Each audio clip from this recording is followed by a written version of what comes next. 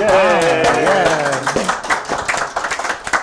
this is Dr. Tom Messenger, naturopath at Hidden Springs. I'm Rod Newton. My wife and I started Hidden Springs 25 years ago. We're having our 25 and how many of you been to Hidden Springs? Great. So, Could you speak a little louder? yeah, thanks. So I'll just do a little introduction and Tom can introduce himself as to how we ended up here talking to you guys. And Tom's a naturopath at Hidden Springs, like I said, and he came to me and he said, I found this great detoxification program, but it involves this equipment that we need a space for. Could we put it in the fitness center? And I looked at the website of the thing that was, and I said, yeah, you could put it there because I want to do this, right? I want this. So we worked out something where he could do that, and I started doing it just in January. And it's an amazing program, you'll see. Yeah, we'll talk more about it in a minute, but you want to introduce yourself, Tom? Yeah, so as you said, I'm a naturopathic doctor, and I was practicing in Portland. I moved down here in 2019 in July before the pandemic, luckily. And I've been in Hidden Springs for about 2.5 to 3 years, and I have the fortunate opportunity to take a 1-year environmental medicine training, which I'm finishing up now. And the one of the doctors on the board of the curriculum who basically developed the program we're going to talk about decided to open up his clinic for people that want to come and receive on-site training. So that's in South Carolina. Dr. Bauerschmidt, he's a medical doctor, so I went out there and I was already familiar with what he was doing, so I went out there, did the training, spent a week there, saw amazing results that people from all over the country were traveling to his clinic with chronic illness that were getting his treatments and were turning around where previously they hadn't been. And so I came back, that's when I spoke to Rod, said, hey, you want to do this? And so, we started doing this here at Hidden Springs.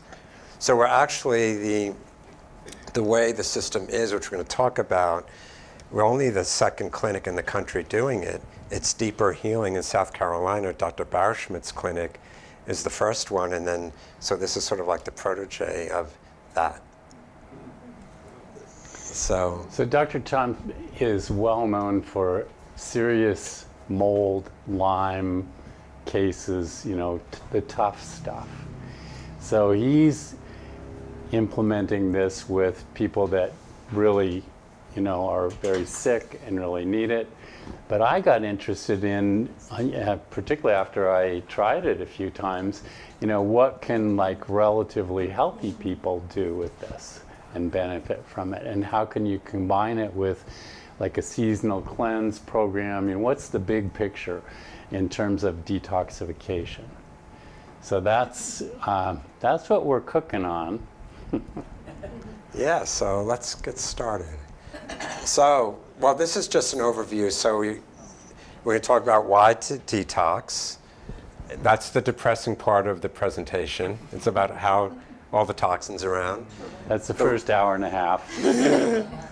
Yeah, role of oxygen in detox, then what the Live O2 system actually is, and then I can't see with this glare. A little physiology lesson on how the Live O2 system works in our body. And then we're going to talk about something called the Juvent, which you're going to find out about that. All right, so why detox? Okay, so as a show of hands, where do you think your toxic level is? If it's not too bad, down here, if it's symptomatic, because there's toxic load. We all know we all have toxins. There's no way you can avoid that in today's world. So where, just as a show of hands on your body, where would you put yourself? Okay. I wish I knew. Okay. Well, and that I wish I knew. That's a good response. So, how many of you have done some things to detoxify? Great. Everybody. Everybody, pretty much everybody. So why? Why? Feel better. Give your body a break. What else? Prefer the alternative. Better than the alternative. Because what is the alternative? Death. Or at least the ending of this. A slow, painful death. Yes. Exactly. Mood, mental clarity, physical energy, all those things besides the symptoms, and disease. So let's go to the next slide. Well, I'll just say a little bit about this, just to drive the point home. So, of course, it's a picture of a landfill. But, many landfills are Superfund sites, but there's a lot of Superfund sites that are not landfills. And according to the EPA data, I think from 2019, 24% of children live within 3 miles of a Superfund site. So there's a lot of people being exposed they're not even aware of it. That's like I said, this is the depressing part of the talk, right? So this was in the New York Times yesterday morning. Did anybody see this? You were contaminated. It was a lot of things, but especially microplastics. And they said we have the equivalent of a plastic spoon in our brain. And if you have a hard time wrapping your brain around that, it's probably because it's not functioning as well. By weight, as much as 1/5 as there is brainstem in there. So it's like, it's serious. That's microplastics, but the same thing's true for endocrine disruptors and, heavy metals and all of that. Yeah. So this is from 2011. 74 billion pounds of chemicals are produced or imported into the United States each year.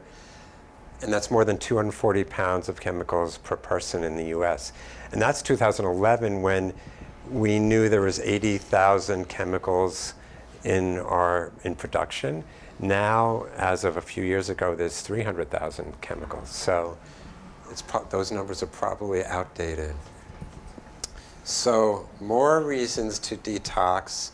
So there's actually been, CDC has actually done some studies on toxin levels in people. And they found in over 95% of Americans polychlorinated bisphenols, which were used in manufacturing and they're phased out of production in 1970. They're still found in polar bear livers up in the Arctic. So they're basically ubiquitous, they're still around, and we all have them in us. That's a big immunotoxin and neurotoxin. BPA, which a lot of people here I'm sure have heard about. And you see a lot of cans now that will say BPA free, but it's actually a marketing ploy because what they're using now is something called BPS or BPF. And the research now is showing that those are even worse than BPA as endocrine disruptors. Like BPA was considered the poster child for endocrine disruptors, which means anything hormonal in your body, it can disrupt the production of those hormones, it could disrupt the ability of those hormones to hook up to receptors. And so just something for, Rod's wife, Brooks, when I told her about this, she got very upset because she asked me about coconut milk. And I had to tell her the truth, even canned coconut milk. She's had a very hard time ever since then.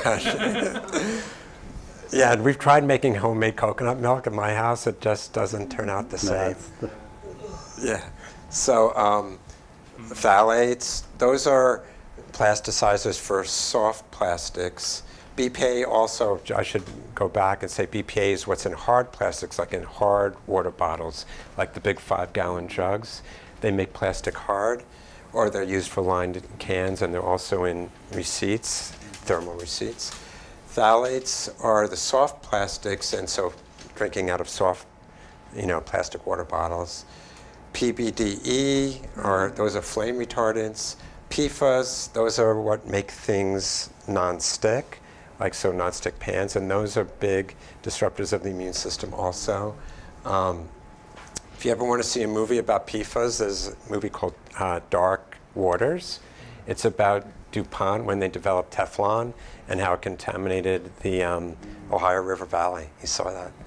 Yeah. It's so DDE.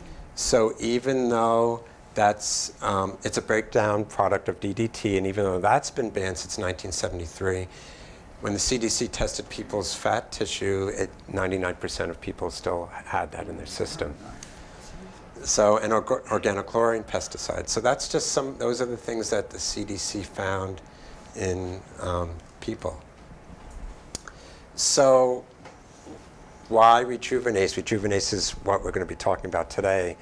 And basically, traditional detox therapies, sweating, herbal tinctures, homeopathic drainage formulas, things like that, they're helpful, but they're no longer, for many people, no longer enough.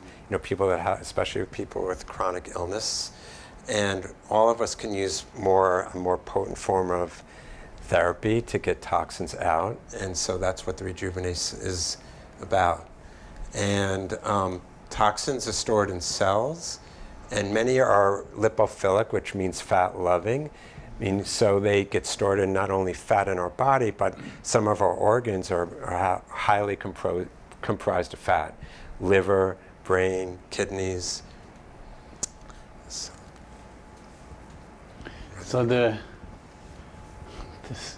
this is a 4-machine detox.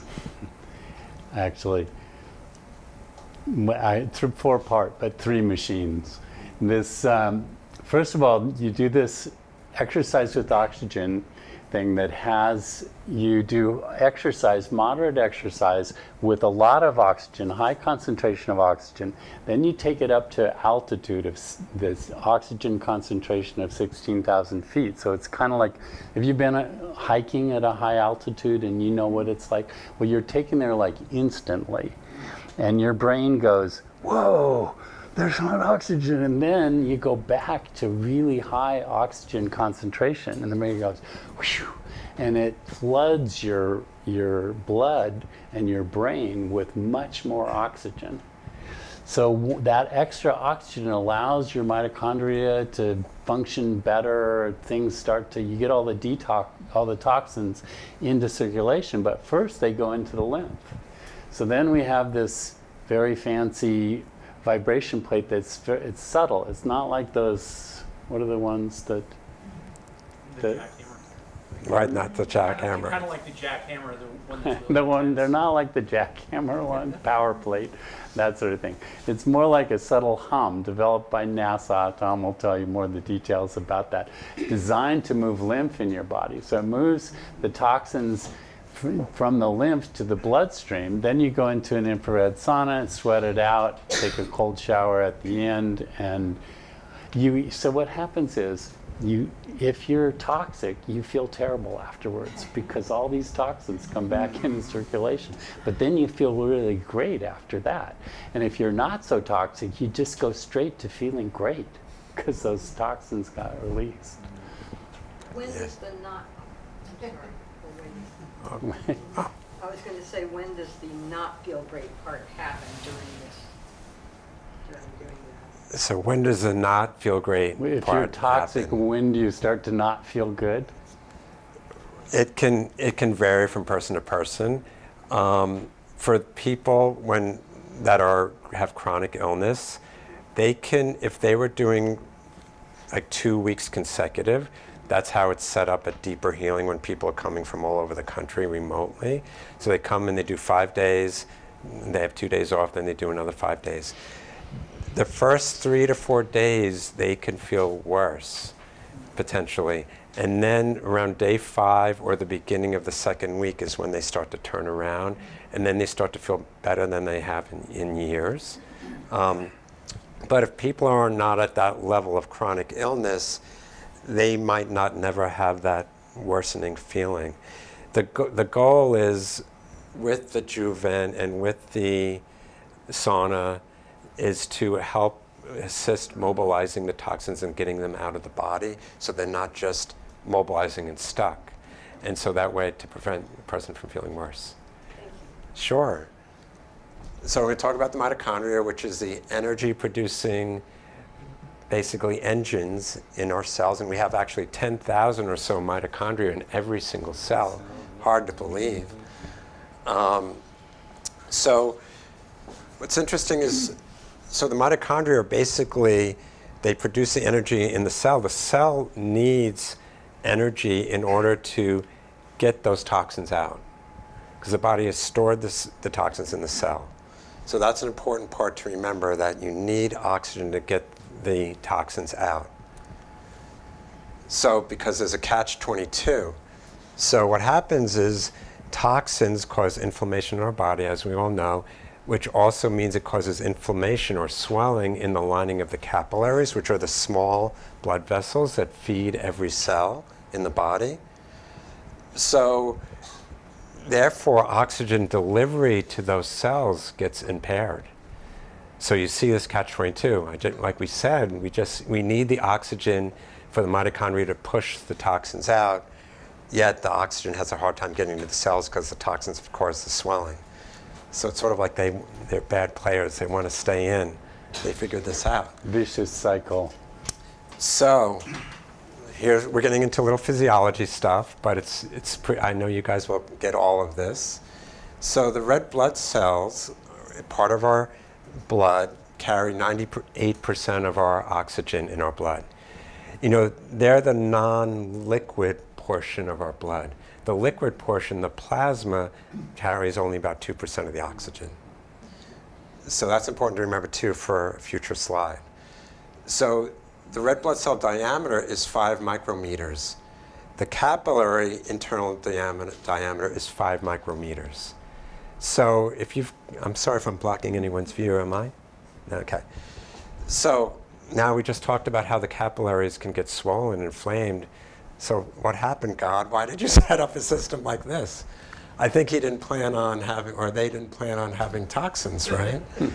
So there's a problem here, right? Houston, we have a problem. And so what are we supposed to do about it? So we have to dilate the capillaries so that we can deliver oxygen to the cells. So one thing we do is we supersaturate the plasma with oxygen through that high flow oxygen Rod was talking about. So remember, the plasma only usually carries 2% of oxygen. We're going to supersaturate it so we don't have to depend on the red blood cell alone delivering the oxygen. And then that can relax the blood cell and reduce the inflammation. The capillary gets bigger, and then the blood cells can get through. So it's the opposite of the vicious cycle. Right. Opens things up. Right. And then we'll talk a little bit more in a future slide on why this system dilates the capillaries. It has to do with the altitude, which we'll talk about. So this is basically, many of you might have heard of what's called EWOT, exercise with oxygen therapy. It was invented by Dr. von Ardane. He was a brilliant German physician.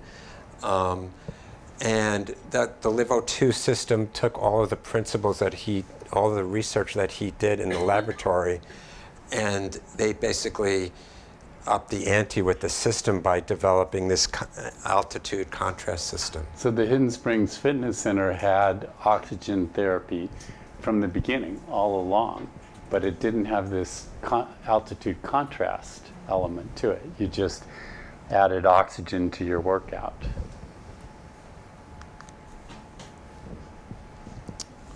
You want me to go, Rod? You want to go?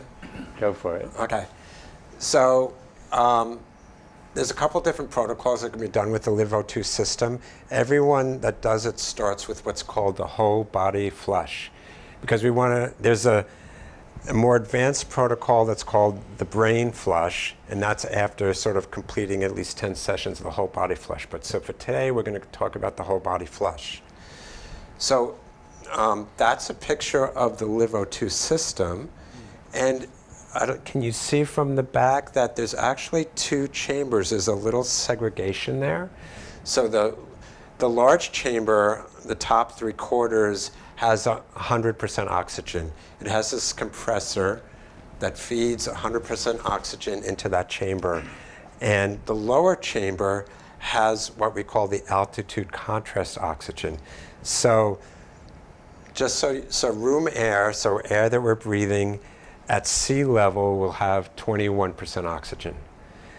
At 2,000 feet, where we are now, has 19.4% oxygen. And as we go up in altitude, the amount of oxygen in the air is basically less because of that we breathe in because of barometric pressure changes, and the oxygen molecules start to spread out more. So if we take someone to 16,000 feet, which we can do in this system, which I'll explain how, then they're only breathing in 11.4% oxygen. So much less oxygen than me and you are breathing right now. So the LiveO2 session is 15 minutes, either on an exercise bike or a treadmill. And it's not super vigorous. You know, it's like someone doesn't have to be physically fit to do this. It's all we do is a person might be just walking on a treadmill in a very mild incline to get to what's called their target heart rate. Target heart rate is 170 minus a person's age. So if they're 50 years old, it's 120.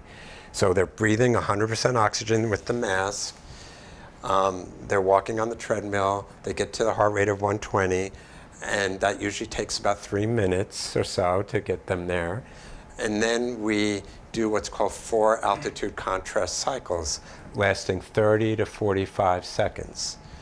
Usually at 3 minutes, 5 minutes, 8 minutes, 11 minutes.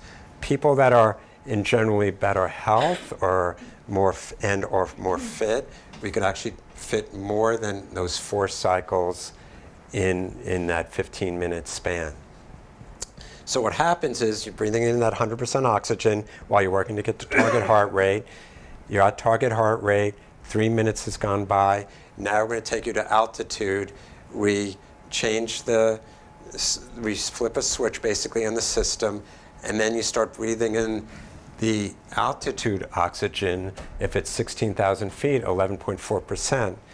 So instantaneously, your body will start detecting a change. Like, I'm like starting to get oxygen deprived. You might not even feel it, but your biochemistry will start to recognize that. And what that does is your body instantaneously produces a compound called nitric oxide. You guys might have heard of that. And that causes dilation of the blood vessels. So back to that catch-22, that's how we get around that problem with the red blood cells being 5 micrometers and the capillaries being 5 micrometers. All of a sudden now, at altitude, you're getting that dilation. And so you get a huge amount of nitric oxide production. You complete the 30 to 45 second cycle, and then we give you 100% back. And now everything's dilated, and you're at a target heart rate, and you get that oxygen back. And then towards the end, after the 4 to 5 cycles, we slow you down to get your target heart rate around 50, where it was at the 3-minute mark. So if it was 120, 170 minus your age, 120 if you were 50. During the 15 minutes, you might have went up to 130, 140, 150. But then we slow you back down. And then we're monitoring your heart rate and your pulse ox, your oxygen saturation the whole time you're doing that. And so this is another piece to this that we haven't talked about. And this is about why it's important for you to be at target heart rate and even higher during this 15-minute session. So if you're looking at this, you're looking at a mountain stream or like a stagnant pond, and like which one do you think has a greater ability to pick up oxygen from the air? Yes, the obvious, right? So because what's happening, this flow here is more like turbulent, right? It's not stagnant. When you raise your heart rate, you're actually creating a turbulent blood flow in your pulmonary vasculature. And then, so the oxygen that we have flooded you with that's sitting in the lungs then has a much greater affinity to be picked up by the bloodstream. Because it has to just not sit there, it has to get into the bloodstream. So the reason we want your heart rate up is to create that turbulent blood flow. There it is, okay, I said that already. Okay, so that was sort of the summary of the physiology of what we just talked about. You want to add anything, Well, Rod? so 6 times as much oxygen in your blood as just adding oxygen, is that what it is? When you do the altitude contrast? That's what I thought. I thought that I read that. Correct me if I'm wrong. No, you did read that somewhere, yeah. So the research, they've done a lot of research on what happens with altitude contrast exercise with oxygen. The increased oxygenation, not just to the blood cells, but also in the blood serum itself. So that gets your whole body oxygenated, and especially your mitochondria, so they can start, not only the energy of detoxification, but also just energy in your body. I mean, I felt incredibly energized after doing these things. So that's the first thing. Get all that oxygen going, get your toxins dumped from the cells into the blood and lymph. Yes. So contraindications, these are not what's called absolute contraindications. It would be like possible contraindications depending on the individual, and we'd have to if you were on a beta blocker medicine, which is cardiac medicine, we'd have to look at that because those can prevent the heart rate from going up even when there's more demand on the heart. And so we'd have to get the cardiology clearance, and also if you had a heart valve issue such as aortic stenosis. Okay, Juvent. So that was part 1. That's the LiveO2, that 15-minute session. So like Rod said, now you got the oxygen into the cells. The cells are able to dump the toxins. But the toxins, we have to do something with it. A lot of toxins, especially different kinds of chemicals, have a molecular size that is too large to be picked up by the venules, which are the venous side of the capillaries. It's the small veins that need to pick them up to begin with. So we need to depend on the lymph to do that. And so that's what the Juvent comes in handy. So it's this microvibratory platform. It's not the ones that are going to be shaking you like this. It's very subtle. Like even if a person is standing on it, I wouldn't be able to look at the person and know that anything is happening, but the person themselves who's standing on it can feel the vibration going up through their system. They worked with NASA to develop this, and NASA uses this with all their astronauts because different organ systems in our body have different frequencies that they resonate with. So the lymphatic system resonates at a frequency between 32 and 36 hertz. And so this Juvent is programmed to operate at that frequency and a very low force of 0.3 Gs. And that is what the research has shown, it stimulates the lymph. The more powerful systems don't really do that. This system, all other systems are like knockoffs. This is an $8,000 machine. And that, I should just say, that is 20 minutes. You just stand there. You can read a book, you can do a meditation, you can listen to music, so Rod has a great idea. Do you remember? You want to talk about your idea? With the guided imagery? Which idea? I have a lot. Yes. The guided, for the Juvent. So what I did, some of you know that I've been into AI and using that for journaling and so forth. There's one that produces meditations and visualizations. So I just got on it and I tell it, I'm standing on a lymphatic plate that's designed to do this, make a guided imagery for me that will optimize my experience. I was totally blown away. It's talking about feel your legs, you know, the energy in your legs as it moves up to, and it was really great. So we've been, you know, you're there 15 minutes, you're doing something for a purpose. The more you align your intention with that purpose, the more powerful it is. So on the exercise part, you know, what we're doing is visualizing health, visualizing toxins moving from the body and so forth. Then we get on here and we're visualizing the toxins moving from the lymph system and how good it feels, you know, all of that sort of thing. Yes, that's really neat. And then, well, So that's a close-up picture of the mask. It is a mask. You know, no masks are perfectly comfortable, but it's not bad. It's only for 15 minutes. And that's the hose that's delivering the oxygen. And then basically, this is just a lot of stuff that most of you or all of you know. It's about, like, you know, you don't want to go and do this and then go eat at Wendy's. Is there Wendy's in here, right? It still boggles my mind that there's a Wendy's in Ashland, but that and Taco Bell. So, you know, it's part of a bigger picture. yeah, Rod does like a detox cleanse with people. I don't know How if many of you did the seasonal cleanse that Dr. Bonnie and I did? Did some of you do that? Yeah. That was, so that seasonal, how many of you do some sort of cleanse, detox, diet sort of thing? Almost everybody, which is great. You know, there's a rhythm to life in terms of building and cleansing. And getting into that, you know, it's important for us to build and it's important for us to cleanse seasonally, on a weekly basis. How many of you have one day a week where you either fast or eat more lightly than the rest of the days of the week? Great. You know, those are the kind of cycles that are so helpful. So there's a much bigger picture here that this is all part of. Yeah. Yeah, so diet, emotions, environment, exposures, like, you know, we talked about that slide with the BPA and the phthalates. And so, like, when I work with patients, they fill out an exhaustive environmental health questionnaire.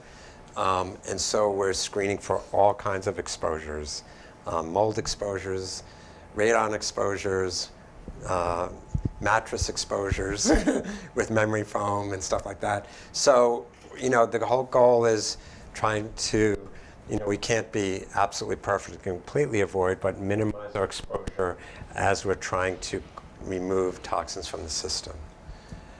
And and then we, you know, if I'm working with patients, we'll do other things to help enhance the detoxification process, you know, depending, you know, maybe supporting the liver, the kidneys, the adrenals, and doing things with herbs or homeopathics to help support them to reach goals, whatever goals they want. So, I guess it speaks for itself, right? Yeah. So that's just sort of an overview. You know, I think we're almost done. Okay. Well, sauna. So we did step 1 is the LiveO2 exercise. Step 2 is the Juvent. Step 3 is the sauna. A key piece because one of the ways we can eliminate a lot of toxins, and there is a lot of research on this that was done by a medical doctor, Stephen Genuis, who has published studies doing sweat studies and seeing all the different toxins that come out, different kinds of chemicals, pesticides, mold toxins, and even some heavy metals. And so sweating is super important. And so that's why the sauna is a critical part, the third part of that. The optional part after that is either doing a cold plunge, which is they have that at Hidden Springs, or a shower to rinse off the sweat. When I'm having medical patients do the program, in the first few times that they do it, because they have chronic illness and they have therefore usually a higher burden of toxins in their body, we want to do everything we can to prevent them from feeling worse that first week or those first few sessions. So we often will have them do at least 2, if not 3 colonics over the first 3 to 4 sessions, just to aid in that further removal of toxins. There's another treatment that some people will use, also called peat bath treatments, which are, it's not your standard peat that you get at the garden center. It's this peat that comes from Hungary, that's from bogs that are in very isolated areas, that is the breakdown products of different plants and flowers from 10,000 years ago that have not been contaminated with any of the things that we've been talking about. And it has amazing, when a person sits in the peat, it has amazing nutritive properties. The body absorbs nutrients from all of those plant materials, and it also helps pull toxins out. And it really heats the body up. Like, we have to control the bath temperatures between 103 and 107 degrees, because the peat itself will make you generate a fever. If we have the person getting in 110 degrees or even higher, they'll get way overheated by the end of the 20-minute bath. I have never sweat so much as doing a peat bath. Yeah. My wife did not believe me that she needed to watch the temperature, and so it was like, this is the first time she did it. It was like 109, 110. She got out and she's called me. She's like, oh, I need to lay down. I'm going to pass out. So she was so hot. Yeah. Okay. For some medical patients also, sometimes we'll, as an adjunct, do IV treatments. We'll do breathwork sessions for more mental, emotional, physical balancing. And so this is like all of the detox modalities. This is basically the Turbo. benefits. What? This is the turbo way of getting the benefits of detox more effectively, more rapidly. Yeah, so, but before we go to questions, Yeah. I was thinking, we should tell them how they can access this. Well, so there's 3 ways that we're working with this. One is with medical patients under medical supervision. The other is people kind of on their own. We just do a couple of sessions to teach you how you do it, and then you can do it on your own. The third is in combination with a seasonal cleanse or something like that, because we're recommending for healthy people. So for sick people, they do it in combination with some of these other things. You do 5 times a week, right? 5 sessions a week for 2 weeks. If they're coming from out of town, and we want to concentrate. So an intensive sort of thing, and he's getting really good results with that in a 2-week period for people coming. So for what we're recommending for healthy people is a kind of a cycle where there's an ongoing once a week, what I've been doing for myself personally, once a week, just like I fast 1 day a week, and I do it on the day that I fast. So I get that sort of ongoing cleanse. And then in the seasonal cleanse times, do it 3 to 5 times a week, just like for unhealthy people, for 2 weeks in the middle of a seasonal cleanse. So that's kind of what we're recommending. But for healthy people, you can experiment with a lot of different things with this. We'll tell you about the brain detox in a minute. But those are the 3 kinds of ways that we're looking at it. The bad news is we just discovered a mold problem in the gym at Hidden Springs. So we're having to close it down for 4 to 6 weeks and detoxify the fitness center, and then we'll open it back up. The good news is it'll be remodeled at that point even better and guaranteed mold free at that point. So I'm sad because Tom took his equipment home and I can't do it. Do you have it set up at your place? No. Darn. Can I borrow it? I'll set it up at home. You could. Yeah. We'll talk. Okay. Discover the mold. We have mold sensitive staff. A lot of my mold sensitive staff, and some of my patients are mold sensitive, and and have had mold illness. And one of my patients in particular who had mold illness and who recovered and had a mold issue at our house was fully remediated and cleared. She was doing really well. She was doing this program just for more, and because she wanted to enhance her health even further. And she did the peat bath that we talked about.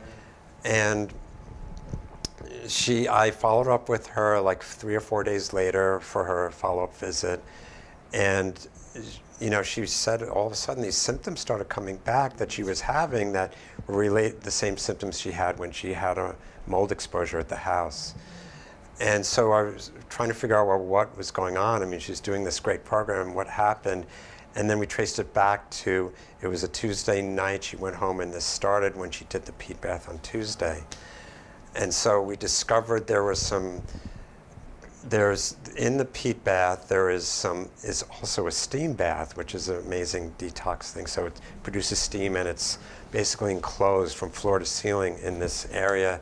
There's a few cracks in the grout and some water moisture over time has been getting behind the grout. And so we didn't stop there, so we closed it down immediately. I don't know if any of you heard of John Banta. Paula Baker Laporte. He co-wrote the book with her, and he's probably the leading mold expert in the country. So we got him involved. We tested the whole place of the whole fitness center, and we found out that there's probably a few other issues, and we're working on remediating all of that. Thank you. Sure. Well, I just looking into this mold issue, and there's a company that uses a fog, and they fog the whole space, and they say that one fogging that takes like 2 hours clears the mold completely. Have you looked into? Yes, I'm sorry to tell you that, but that's a false claim. Well, that's what I was asking. Yeah. So fogging. So first, anything when mold is identified structurally in the building, like it could be on the subfloor, behind drywall, or in the ceiling, structurally that has to be removed, and there's no way around it. It can't be painted over. What the fogging does, it takes mold spores that have left the source, like the mold will sporulate, will send out spores to set up shop other places. The fog will attach to those mold spores that are floating around, weigh them down so that they're down on the ground, and when you do a deep clean, you'll be able to get them up better instead of them possibly still floating around a little bit. So that is the role of fogging. It's an optional part of mold remediation. It's not required, but if it is used, that's the step where it's used is after all the structure has been taken care of, and then it can be used then, and then there has to be a very deep, what's called small particle cleaning to remove all the mycotoxins and mold spores.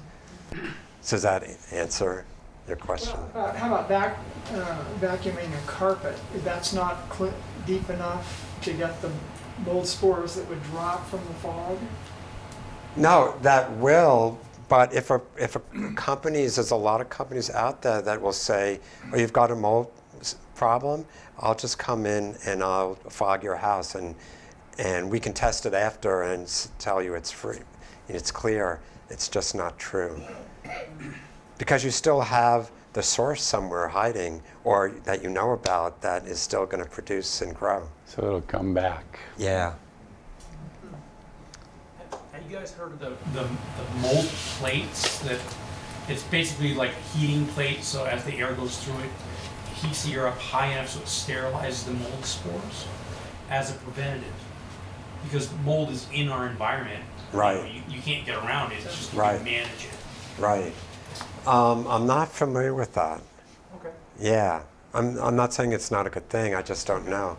All right. John Banta, the person I talked to, so he has a new book out called Mold Controlled.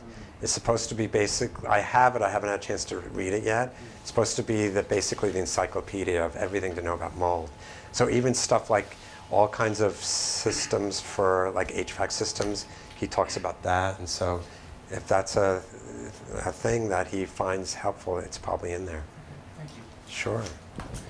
So we should pass around that email list, and if you're not on the Hidden Springs email list and you want to be, put your email on there and we'll let you know when we're opening back up and and developments on the program. I wish we could have it. You know, when we scheduled this, we were planning on saying, hey, go over there tomorrow and check it out. Yeah. So you told us about the protocol. Have you done any studies as far as how long it lasts? They feel better, and then how many days or whatever for the deterioration is that why you have them come back in repeatedly? So, well, the frequent repeated, it's because we have a health issue that we're working on, and there's always, with any kind of chronic disease issue, there is a toxicity component to that. There's always more, right? But So- are you able to tell, I mean, how long, have there been studies done on how long it lasts? I guess that's my question. Is it something that you feel great for a day or two, and then you're gonna be whatever? It's a good question. We don't have studies yet. All we have is basically Dr. Bauerschmidt's clinical experience. Like, he's been doing it now for, I think, 3 years. And his follow-up is saying that people are getting better and staying better. I mean, they're doing things ongoingly, like even people remotely, like he's recommending them, if you can afford it and you have space, to get a home sauna. Or, do sauna once a week at a local place in your area. And he's working with them with other detox modalities. So once you get to a certain level of health, I mean, you can definitely maintain it without having to keep doing this. And that you brought up to the second question. You mentioned if you can afford it. What does this cost? Right, so if medically, like if a person's seeing me as a patient and we're actually, each session is, I'm trying to remember now, it's $120 because it's supervised. I have to, in using the space of Hidden Springs, I have an employee. But if they do a package of 10, it's $975. So it's $97.50 per session. And non-medically supervised is about half of that. But I want to look at a way to do it where if you really want to do it ongoing once a week, and 3 to 5 times, a year, some sort of yearly or quarterly package that makes it affordable, more affordable. The bottom line for us is we just have to pay off this expensive equipment over time. But enough, our motto is, enough income, maximize the benefit to the community with enough money to make it viable. So that's what we're trying to do. And I'm assuming that your medical patient's insurance doesn't cover this type of thing, or it does? No. Well, I have an insurance-free practice. Okay. But I mean, we give people super bills for whatever expenses they have at our It's clinic. understandable. I think Yeah, that's preventative kind of medicine. Yeah. Yeah. And I should add one more thing about studies. So, like I said, there is no studies yet, as far as that. Dr. Bauerschmidt told me that he wants to do a sweat study, like evaluating what is in people's sweat, Toxins. like when they first start, Yeah. and see how that progresses over time, and retest them and see if that changes. And So there are studies on each of the elements. There's studies on exercise with oxygen, with altitude contrast. There's studies on the lymph, vibration plate. There's a lot of studies on infrared sauna, but nobody's put it together like this to see what it does all together. Well, and I noticed one of your slides also had down there other therapies like ozone therapy, but you didn't speak to that. Yeah, so it's not, so with some of my patients, I'll refer them to Jeff Houghton here in Ashland to do that, like if we feel like that would be beneficial for them.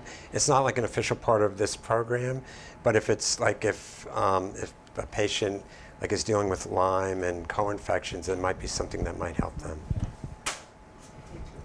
I have a question about nitric oxide. I'm interested in that thing. Do you use other systems like nutritional supplements to increase nitric oxide or anything else? And how high do you get nitric oxide levels with this system? Have you measured your nitric Yeah, oxide? that's a good question. I don't have a way to measure that. Yeah. Well, apparently Von Ordain, probably measured that. I say probably because, his book is out of print and I don't have a copy. That was a German physician that developed exercise with oxygen therapy. When I went to try to buy a copy on eBay, it's $4,995. As far as nutritional support, I mean, probably, which you probably have heard about, probably the thing that's probably most supportive of production is beetroot powder, or eating lots of beets. So, yeah. Yeah, go ahead. We're going to speak about brain detox. Yeah, brain detox. Well, why don't you tell me your experience? So once you do the the regular one for a while, then you can start experimenting with more time at higher altitude and less time with the oxygen. And the brain detox is actually so Tom tells me about this thing. He says, you just reverse it. You do like 3 minutes of high altitude and then 30 seconds of oxygen or a minute of oxygen or whatever. He says, but be sure and have somebody else there, because when your peripheral vision starts to decrease, that's the last thing before you pass out. So I said, okay, sign me up. Yeah. Did you have someone with you the first time you did it? No. Of course not. Yeah. Because exactly. what I did is I said, okay, I'm not, I like to push the limits, but I like to be reasonable about these things. So I just did it much less and more gradual with more time, with high altitude. I also was measuring my oxygen perfusion the whole time. So I'm watching this thing go down to where you're supposed to go to the emergency room. And I'm feeling fine, But then I, give myself an oxygen hit and it goes back up to the normal range. And so I experimented with it, and I was deep into the experiments when I couldn't do it anymore. So, and there was another guy there too, another chiropractor in town. We were sharing experiences of. Is the main just put function of this the high altitude and oxygen to dilate the capillaries? Is that the main, by increasing nitric oxide, that's the main function? Exactly. Dilate the capillaries. Yes. And then flood it with oxygen. Yes. Yeah. So what's happening with the brain is we don't really need we don't need turbulent blood flow in the brain. That probably wouldn't be good. We just need a massive dilation of the blood vessels to get the oxygen to the brain. And so what Dr. Bauerschmidt, how he taught me the brain protocol is you go to altitude and you stay at altitude, 16,000 feet, and you stay at altitude and you stay at altitude. And he said, when you start to feel like your peripheral vision's getting a little blurry because the retina is very sensitive to changes in oxygen, or you starting to feel dizzy, then you give yourself oxygen back. Just enough for a few breaths, just enough to get your pulse ox back up to 95% or 96%. And when you feel like you're oriented again, then you go back. So that's the brain protocol, and you do that for 15 minutes. And I would have another person there with me if I were going to that extreme. Yeah. So that's after, we've already leveled the playing field, basically got a bunch of your toxins out, and then you would do that. So like people with chronic lung disease or chronically low O2 sat, why don't they benefit from that low oxygen saturation? What do they need that they don't get? So they might be getting more dilation to compensate, but they're not getting the oxygen in, right? Because they're chronically hypoxic, chronically low oxygen. So because they have, fibrotic changes in their lungs, so the alveoli are not able to deliver oxygen adequately from the lung space into the bloodstream. It's the contrast that really does the benefit. It's your body being starved of oxygen and then alerted to that, and then it will take advantage of the oxygen. Are there similarities with Wim Hof's whole thing? He does There are- very similar to yeah, this, there's- with it a has- different mechanism. It has similar effects to breath work. Intensive breath work has similar feelings to it. And he drops your oxygen saturation too. Exactly. With breath holding. Which I've done with breath work as well, and so I was familiar with that and also the sensations of that. But it's very interesting to do it with the exercise, do it for a while, then go on the lymph plate, and move it all through. And boy, by the end of that, I felt like, with one exception, I felt really, really good every time. And that one exception, I pushed it a little too hard for, on the high altitude, and too much high altitude, not enough oxygen. So, Do you help your clients with the environment as well? Because if you detox and then go right back into a semi-toxic environment, you're going to go right back into, you would probably go right back into a toxic state. yes. Okay. Yeah, so it's, well, first, if they're a patient of mine, then they're doing that environmental health questionnaire, so we're looking for all kinds of exposures. It's chemicals, plastics, mold, EMFs, pesticides, food, Emotional issues. toxicity, Yeah, mental and so, stress. and then we talk about how to mitigate. The hardest, what I find for people, and I don't know if you guys would be in the same camp, would be the most resistance I get is not from changing their diet or cleaning other things up. It's EMF mitigation. So on that, Cell phone, so it's not just cell phones, 5G. Not just cell it's phones. just cell phones. Right. It's And so, how do you measure to find out if the environment is really toxic with either the EMFs or the other electrical signals? Like, that's what I'm really curious about right now. yeah. How So do I measure my environment to determine if I'm exposed to that? There's a trimeter that's relatively reasonably priced, $250, something like that. Measures all three. It measures three things, because you want to measure your microwave radiation, so it covers that, but it also has magnetic fields. And that's the other one that is surprising, because we were, when we were doing fighting the cell tower that they wanted to put up next to Hidden Springs, we got meters, and we were going to people's houses and checking things out, our house too. And it was really surprising, a lot of the things we found. And some of it wasn't just microwave things. It was from electrical or magnetic things. One person had a very high magnetic, much higher than the building biology kind of standard, at their pillow from a stereo system on the other side. And it wasn't microwave. There was no EMF reading from that. But they unhooked that, before they went to bed. All they had to do was unplug that before they went to bed. Perfect. But do you need 3 different devices to measure that? No, this is one device in the Can trimeter. you share that name with me before I leave? Yeah. yeah, I wanna go by it's Yeah, no, it's the good. Coronet. the coronet's really good. I mean, the tri-field, they might have improved it.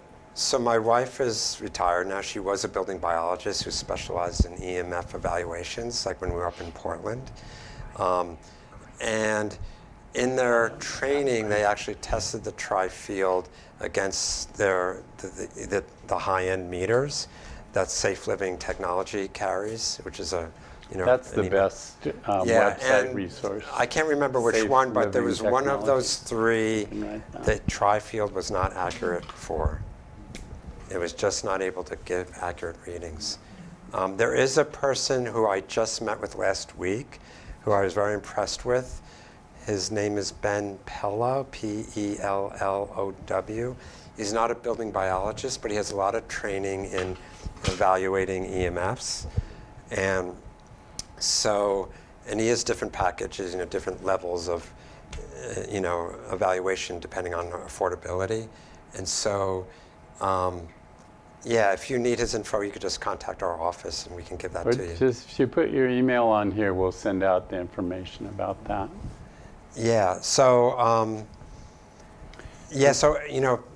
the radio frequencies are real, it's just we've all become so accustomed to the convenience that's what I found is hard to get people to change. I mean, in an ideal world, we get people to hardwire their house, or at least turn off the Wi-Fi at night is at least the Sleep first is step. create a sleep sanctuary, Yeah. and that's where you need to measure it to see what's there. So It feels like there's a lot of different layers to this. Just a couple of things. Going back to capillaries, it seems like at the most basic level, some people respond to curcumin or things that dilate the capillaries. And I'm curious about, like, just all the other things aside, about those lifestyle things. And the additional piece, just, I'm in a situation where I have a family member in hospice with oxygen, and there's this conversation about, well, we don't want the oxygen too high because then she could oxygenate. Don't want it too low. And I was like, well, what about, like, how does it figure into, like, hyperbaric chambers? And so when you do oxygen therapy, how does that apply with the individual for making sure that it's positive, hospice aside or not? Okay. Well, hospice aside, I mean, oxygen is like a great healer. And so you can't get like oxygen toxic, from doing this for 15 minutes. So it's completely safe. Literally the only possible contraindications were what I put on the slide if a person has aortic stenosis or if they're on a beta blocker. But there's no contraindication for oxygen. A very different opinion that I was getting when I'm just like in the hospital, like, Oh. with all of the different providers like coming in and out and all of the monitors, and they're like, well, we don't want it too high because oxygenation, which Well, I now think if your family member has a history of COPD or emphysema, no, it's just a matter of okay, like, because how they those can't have monitors too are much figuring that, oxygen. and all I'm thinking is, I thought like oxygen is a healing thing or a thing that relieves discomfort, and hyperbaric chambers. And so how whether it's in the medical field or slightly outside of that, like how does that get, prescribed or just Okay, so I'm not sure, I want to make sure I understand your question. So how would one prescribe oxygen just in general to a person? I mean, what I noted is that the oxygen levels were being monitored, and there was a point at which too much oxygen was bad. That's what the nurse was telling me. And I said, well, how does that work with things like, I've always thought like things like hyperbaric chambers and oxygen therapy Right. is a healing modality. And again, this is the night nurse, I'm like, well, I'm not sure. Yeah, I'm not sure what she was referring to, because except for in a condition like COPD, emphysema, where a person has become over decades become accustomed to low oxygen, and you give them too much, they could actually shut down their drive to breathe. That's the only situation. So from your perspective, like There's the no- oxygen yeah. it has a very positive thing. And Yes. that was my feeling also until I'm like in the hospital Right, for so this it's- length of time, and there's all of these beepers going off. Yeah, it's a very positive thing. In fact, Dr. Bauerschmidt, where he learned about the LiveO2 system, was from a cardiologist who was doing it. He didn't put all the pieces together like Dr. Bauerschmidt did, but he went to a cardiologist. Cardiologist was all of his sick cardiac patients were doing LiveO2. The first year he monitored them extensively. Being a cardiologist, he had them EKGs, pulse oxes, continuous blood pressure monitoring, and labs and stuff like that. And after a year, he realized like there's not a single event that has happened. And these are people that have like stage 4 congestive heart failure and pacemakers and things like that. And so that's how safe it is. Yeah, thank you. Sure. Validating. Yeah. That's not exactly true. If you're, for example, in the ICU and you're on a respirator, you're on 100% oxygen, they have to, scale that down after a period of time because you can get oxygen toxicity. And a baby in an incubator, a newborn, you can't give it 100% oxygen over a long period of time. You can do short periods of time. So you can't get overexposed to oxygen. Right. I was talking more short term, like, Right. you know. Yeah. I realize But, that. yeah. Yeah. Thank you. And then just also in terms of dilating the capillaries, like when I think of inflammation, like my wording is it's the wet newspaper feeling, which is usually if I've had sugar late at night or whatever else. And the best way that I know to get out of that is through exercise and sweating. I've learned from others things like spices, caffeine, that there are other ways that it seems to create that same effect. So could you respond to that? Like what are, outside of this, which I think looks great, but just Right. in regular life, what are the other ways that we dilate our capillaries? Well, I'm not sure the mechanism of like that wet newspaper feeling For is, me, it's just like, boom. I don't I think, wake up and I feel like, so I don't, heated. right, I don't think that's necessarily from like capillary constriction. There's some other reaction there I suspect is taking place. I mean, an herb that can help improve blood flow through dilation is ginkgo. So that's what I would be my first go-to. Sure. You had a question before, I think? No? Okay. I'd just like to mention that we have 2 EMF meters here for checkout in the library. Oh, great. Which ones? Really? Which ones? Do you know now? They're really rudimentary ones. That's neat. That's great because Yeah. I used to loan mine.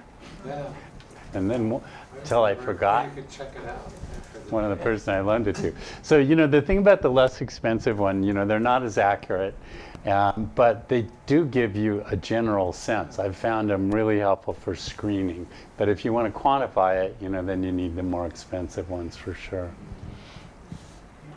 A quick story. Well, go ahead, Scott. Well, I was going to say you want to grid the house out, like a blueprint. Grid the house out and do measurements not only on the floors, but the walls, and also at 2 different heights on the walls and the ceilings. Electrician speaks. Because the fields can be on pipes, Yeah. it can be on wires in the room, in the ceiling, in the floors, that you wouldn't think there would be wires. And one of the hardest things was the fields from the neighbors. And it's like, what can you do about that? And then when smart meters came along, and they're directional towards your house from their house, that's You can reduce challenging. that with some screening. Yeah. Lessemf.com is a website if you can find out the frequency, you can get screening technology for that. And then there's also the Pure Power filter, which gets installed, any electrician can do it.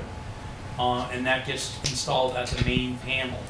And that filters out harmonics coming from your neighbors and also harmonics going throughout the rest of the house. But it's a multi-layered approach. Neat. Quick story. There's a lady that called us over because she had moved into her new house. She and her dog both got sick when they moved into her new house. She thought maybe it was the power lines. This is over just off of Mountain Street, in that new thing with those big transmission lines. But she was like a block in from that, and that square of the distance reduces pretty rapidly. So we went there and we measured, and the EMS from the power lines were not readable, but she had this cordless phone. Those are terrible. At the time that they were emitting radiation, whether it was being used or not, she bought that when she moved into the new house, put it on her bedstand where her dog slept next to and she slept next to. So that's what, the meter showed that instantly, She unplugged that thing, both her dog and she got better within a week, and she didn't have to sell her house. She was a very happy camper. Traditionally, people don't have those too much anymore. Yeah, no, but now they have their cell phones. But the cell phones are a lot less than those. Those things were nasty. Yeah, because they Yeah. run all the time. Cell Yeah. phones are only. Well, some of the newer cell phones are higher. Yeah. Yeah, And some I've of them measured some of my patients' like some of the, I hate to say names in case any of you have them, but like the Apple, the Pro Max 13, on a patient, it was over 1 million microwatts per meter squared. Like to give her some relativity to that, and what that means is, well, first of all, anything over 1,000 microwatts per meter squared is extreme. When my wife was a building biologist in Portland and did a lot of evaluations at homes, the highest that she ever found was, I think, 180,000 microwatts per meter squared near a cell tower by OHSU. So that's, yeah. So some of the newfangled cell phones are pretty high. and cars, the new cars. So we bought a new car without thinking about EMFs and got a headache driving it home, and discovered it was a Toyota RAV Prime, right? And discovered there's no way to turn off the Bluetooth and the Wi-Fi on that. And the readings were off the chart at head level. So we sold that car and then gave our car salesman the meter. But the problem that he had was, at the car dealership, there's all these radiations from various sources. So he had to get it out. He said, I found one. It's really low. This is the lowest thing. So he got there and it's like, no, the meter's really high. We had to drive into the country, and you drive past other cars and the meter goes up. And then you drive past houses who have these boosters now for Wi-Fi, and it'd go high. So we finally got in the country and it's like, yeah, it's totally low. But driving around town, it's like, and the radar, you're getting radiated by the radar, but that comes from other people's cars, not from yours.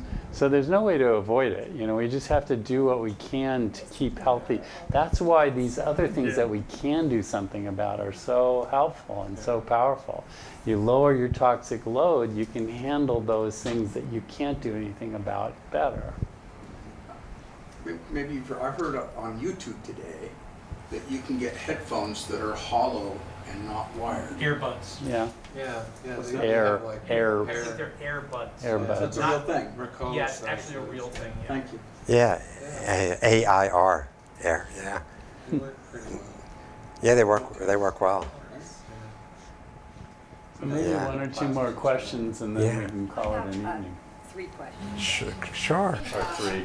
About the altitude contrast, going back to that. If one is prone to anxiety, might that aggravate the anxiety? I haven't seen that happen. If you're doing it with the medical supervision, we have someone there that's highly trained, and we individualize the protocol for each person. So, if you had going into it, you wanted to sort of test the waters and just do altitude contrast for 15-second intervals, we could do that. Or, the person our assistant is standing right there next to you, like if you're on the treadmill or the bike. So if you say, just raise your hand, I'm feeling a little anxious, then she would switch you right back to at the 100%. And if you're doing it on your own, you can do the same thing. You can always, Right. as soon as you feel a little anxious, just go back to oxygen. Is there a dead man switch on that? Well, the thought would be that you'd hold the switch, which keeps it at the 11,000 foot or 16 foot, and then if you start to black out, your hands relax. You don't have to worry about Sorry, it's my paranoia. Sorry. Oh, well, if you're doing the brain protocol, the first time you would do it, you would ease into it and you'd have someone else there. But the other protocol, that doesn't happen. Okay. No one's ever, like Dr. Bauerschmidt told me, no one's ever blacked out. Okay. Yeah, That's my fears. that's okay. That's normal, natural, right? Never happens until it does. Yes. It's always a first time, right? Yeah. Oh, go ahead. Also, the Rejuvenace, does that have any effect on, say, internal parasites? Is that a whole different? No, I don't think it. Well, you know, when we think about like chronic infections sort of live in a more toxic milieu, like a more toxic environment in the body. So indirectly, if we're clearing out toxins, potentially that your body's ability to deal with those could improve. But oftentimes, intestinal parasites need specific treatment Right. for that. Obviously, yeah. Do you know anything about, much about biofilm? Yeah. Help interrupt that at all? I don't think so. That also needs like specific agents to break down the Can I talk to biofilm. you later then? Sure. Yeah. Any other questions anybody has? Since you've enrolled in this program, how many patients have you seen go through it? Unfortunately, only 6, because the mold. You know, I got back in January. I went to in South Carolina in January, got the training, came back, had to buy the equipment, speak to Rod. We got set up. Serious negotiations. He's a tough negotiator, and Unlimited use for me so in the contract. you know, set everything up, get my employees trained on it also, so that, you know, because a lot of times I'm too busy to be there for, you know, on the day-to-day, you know, with each session. So all that took time, and we got set up, and then we got, you know, people were starting to get, my patients were interested in it, but didn't commit yet, and then we discovered the mold thing, so we shut it down. So my clinical experience is really based more on Dr. Bauerschmidt, who's been doing it for a few years, and what he's seen. Name up on the board, maybe we can look up some of the anecdotal things she's just. Bauerschmidt. Yeah, And we can give you links. yeah, his clinic is, Yeah, we'll put it Yeah. in the email. there's a lot of, his website's amazing. It's got a lot of video testimonials on it.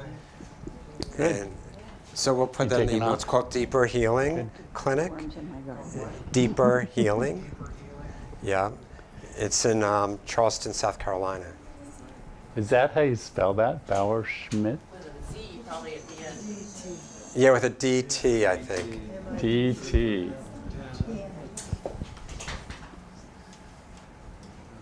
Seems like a whole program, when I look at this, it's like, the problem with most of this is our detox pathways are not open, they're blocked.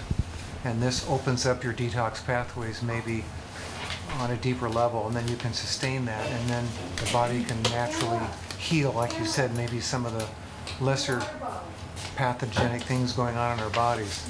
Does that make sense? Yes. I mean, the whole goal of this is to really open the detox pathways, right? Yeah, Right. very systematic Right. and effectively. Okay. You know, Dr. Bonnie Nedrow, who was at Hidden Springs, she would take a history and everything with a new patient and basically say, okay, I want you to do a seasonal cleanse first, then we're going to take another, you know, symptom survey, see where you're at. And 90% of the things would clear up just by detoxifying. And then what was left was what really needed to be addressed at that point. Yeah, so there's, I think it's probably the biggest missing piece in medicine is recognizing that the toxins are causing the level of disruption that they are to our systems, and then getting them out. And then, you know, because I've been treating a lot of patients with Lyme disease and other infections associated with that for the last 10 years, and it just became very apparent to me that it's more of a problem of malfunction of the immune system than there is a problem of it actually being an infection. Because I've also had a lot of patients, family members who got exposed to Borrelia, might even have a positive test and they have no symptoms. So these people have had or still have Borrelia in the system, yet they don't have Lyme disease. So, you know, there could be genetics involved where they're able to clear toxins better. They might have a cleaner lifestyle or less exposure. And so it's become really apparent to me that like Lyme disease is more of an issue of toxicity than infection. Yeah, we do have to treat the infection oftentimes, but it's the toxicity piece that enabled that to take hold in the first place. And that's what sort of attracted me to go out to Dr. Bauerschmidt's clinic and do the training. Yeah. That makes so much sense to me. Yeah.